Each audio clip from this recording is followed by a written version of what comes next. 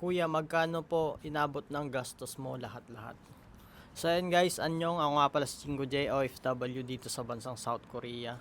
So ang nagastos ko guys is umabot ng 70 to 100,000 lahat-lahat hanggang makarating na ako sa South Korea. So, take note lang guys. So hindi po yun isang bagsakan guys. Bali nagsimula ako mag-aral sa KLC. So magkano ba ang tuition sa KLC?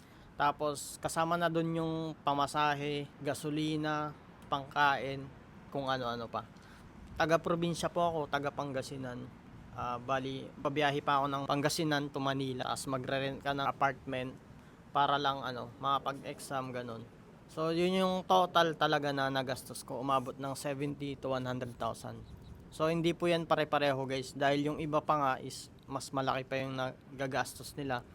Lalo na yung mga taga Mindanao and Visayas, nagfa-flight pa papuntang Manila. Hindi po siya isang bagsakan, bali yung gastos mo talaga dyan is yung pag naipasa mo na yung exam, magme-medical ka, tapos plane ticket, yun yung talagang magastos na guys. So, ayun lang, I hope na nakatulong sa iyo yung video na to.